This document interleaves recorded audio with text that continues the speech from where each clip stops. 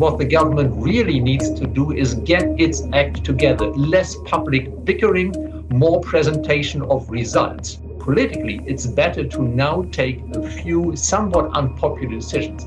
For instance, on benefit cuts. For instance, on pruning pension entitlements, in order to then have a better economic performance in the years thereafter. Merz is not consulting enough with his coalition partner and with people within his own political camp. Germany's chancellor is struggling. Less than a third of Germans say they approve of him, and 2/3 are worried about the state of the economy. So what's going wrong for Friedrich Merz, and what does Germany need to do to turn itself around? Well, joining me is Holger Schmieding, chief economist at Berenberg Bank. Thank you very much for taking the time for us today. So how, in your view, is the government coping when it comes to the economy? Well, the government is having good plans to fix many economic problems, but the government is in the process of delivering on these plans at the moment. Most of the changes that the government wants have not yet been implemented, and hence the economy is not yet reacting much to it. OK, well, you told The Economist that Merz is not an experienced politician. He acts more like a CEO. What did you mean by that? Well, Merz is not consulting enough with his coalition partner and with people within his own political camp. That means that sometimes he says something and then there are others from within the government saying, oh no, this is not what we think. This public bickering is a problem. Why? Because in the public discussion, including in the discussion of enterprises, this obscures that some changes have already happened. So in a way, by trying to run the government like he would try to run a company that is a bit top down, Merz is adding to the noise, which unfortunately is one of the things that is weighing on business and consumer confidence, and hence actually on spending in the country. OK, well, we'll dig into the, I guess, the tug of war that's going on in the coalition in a second.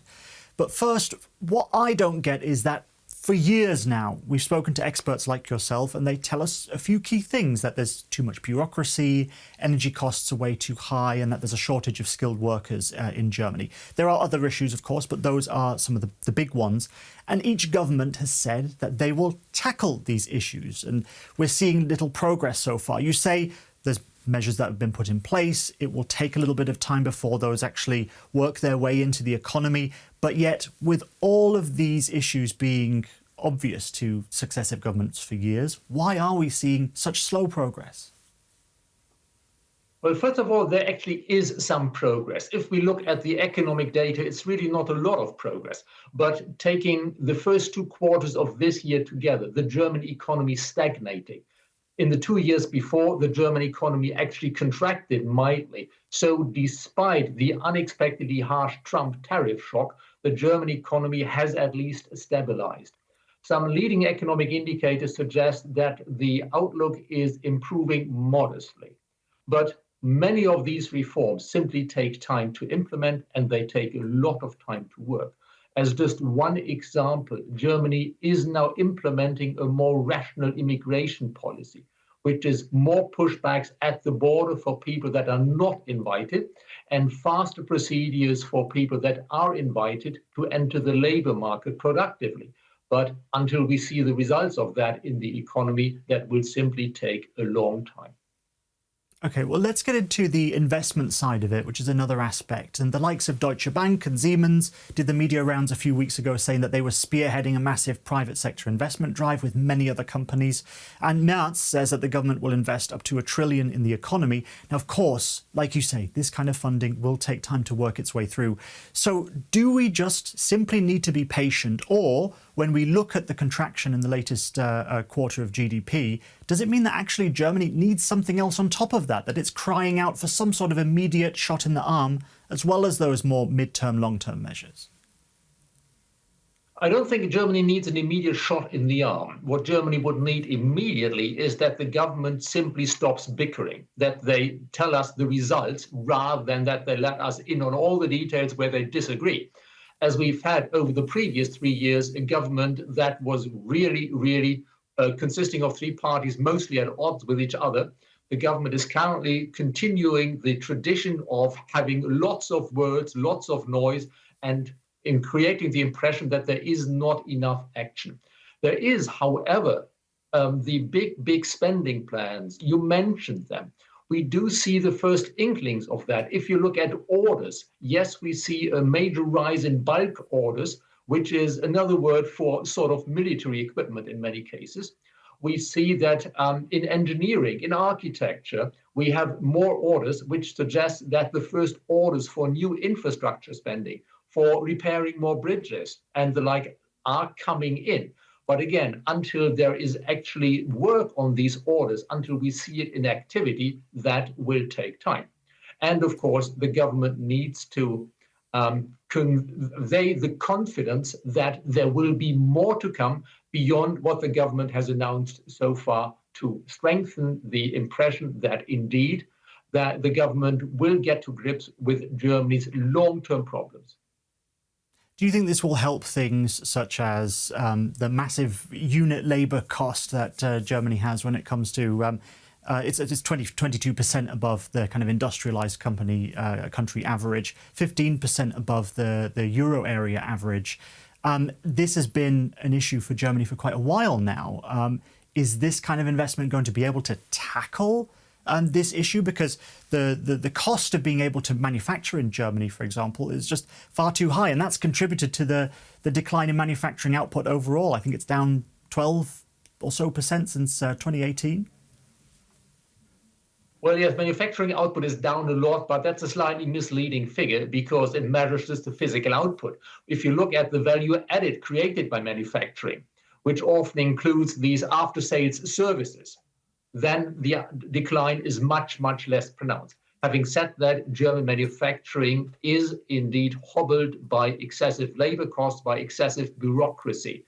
The government is trying to do a bit about it, but it's not yet enough and it's not yet working. Reducing red tape is a difficult long-term process. That's one thing. And for instance, until a better infrastructure enables better, faster, speedier logistics, and thus brings down logistics costs to offset some of the labor cost disadvantage, that also will take time. A key thing for the time being is to really convey the confidence this government is going to tackle the long-term problems, so that with greater confidence, with better expectations for the future, companies do the private sector investment, which at the moment, despite these announcements recently, they're actually still holding back on. But still, for many of those who want to build factories, wind farms, whatever it is, like you said, there's still a lot of bureaucracy, regardless of whether the communications from the government is positive or not. So why have we still not seen the red tape bonfire that previous governments have also pledged? And where are the pain points? Why is it so difficult for the federal government, at least, to act and get rid of the bureaucracy which is holding investment back? Well, one small thing is, of course, it's not just the federal bureaucracy, the federal government. Germany is a country with 16 federal states who all have their own bureaucracies and who often take the lead in implementing federal regulations, sometimes with their own regulations. Deregulation is a long-term difficult process.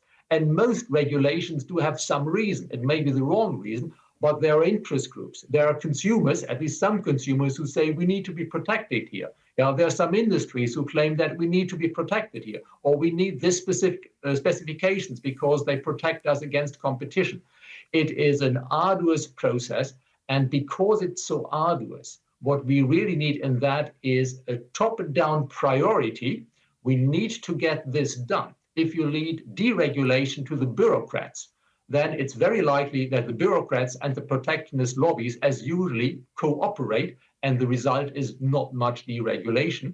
The coalition agreement made deregulation a top priority, but it really needs constant pressure from the political top to the apparatus in the ministries, to the federal states, that really we need to have a little bonfire of regulations. Otherwise, German economic performance will remain subpar. So we've got friction between the federal level and the state level. There's internal conflict inside of the government, so a tug of war over questions like taxation and benefits, as you've mentioned. Is this just how the German system works and it's working correctly? No one side is getting dominant, or is it symbolic of deeper issues? And I think you might have been hinting that that German consensus culture is slowing the country down. Well, Germany indeed works by consensus, and in history that has often been an advantage, because it means if there is a consensus for change, the change actually happens. It means the change comes a little later, but then it actually happens. Major reforms, like, for instance, this Agenda 2010, which some 20 years ago fixed Germany at the time for quite a while, this was done in consensus. We are, you could say, in this government in the somewhat noisy process of trying to build such a consensus between the political center-right and the political center-left. With luck, there will eventually be a consensus to some significant changes to benefits, but if we are not lucky, we might not get it. And to some extent, because Germany still has record employment and comparatively low unemployment relative to other countries, the perception that something really needs to change fundamentally is not sort of widespread. Most people say things need to change, but there is not yet a pervasive readiness to accept change actually means I might lose some of my current entitlements to have a better future longer term. So basically, there's some policies which the government might have to carry out which could be unpopular, for example, increasing taxes or slashing benefits, and both Merz's party and their coalition partners, the SPD, are cautious with unpopular reforms in case they play into the hands of the opposition, especially the AfD party. How big of a barrier is all of this political complication to actual economic reform? This is the significant barrier to economic reforms. The two big mainstream parties, which are now in coalition, have all lost votes in recent decades and recent years, especially to the right-wing AfD. They are afraid of losing more.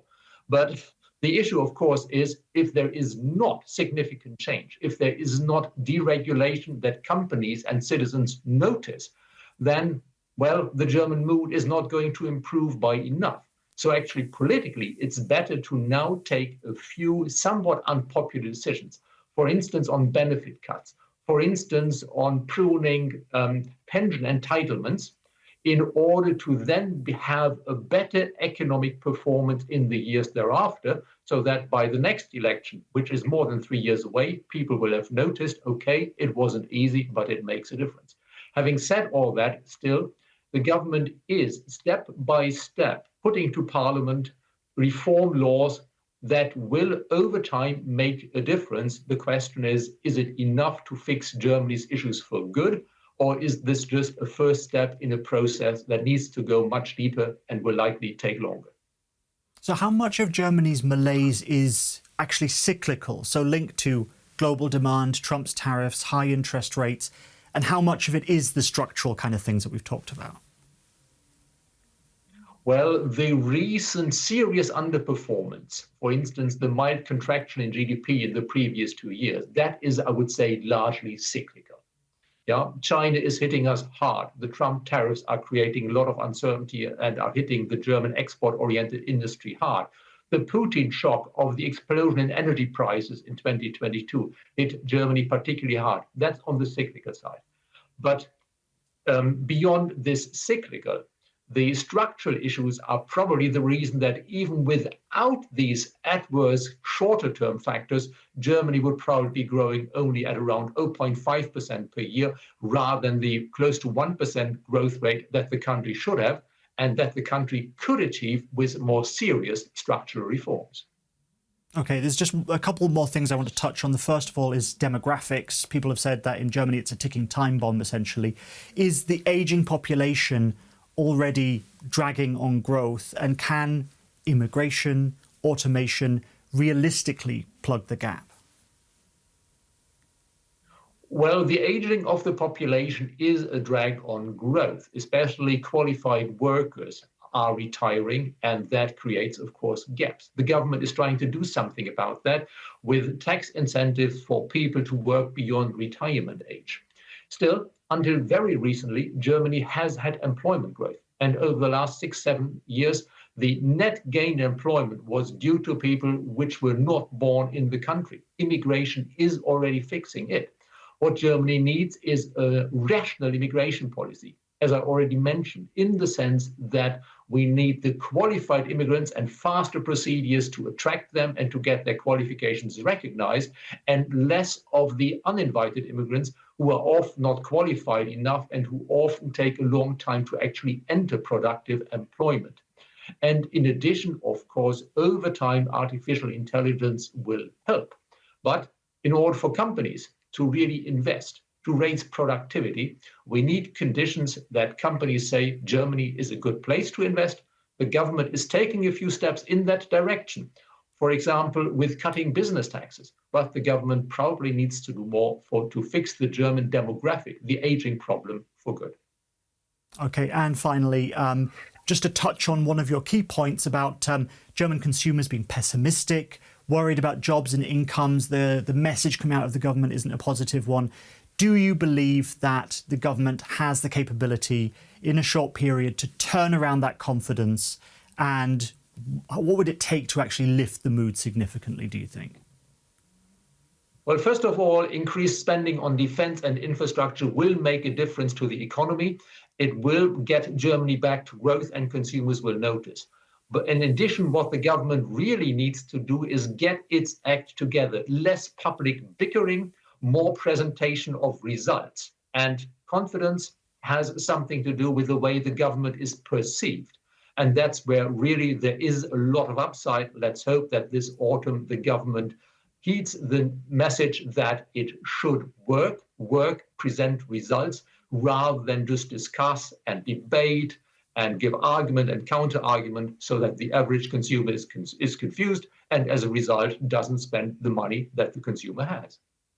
So Germany needs to get its political act together in order to boost its economy. Holger Schmieding, thank you very much for that. You're most welcome. Thank you.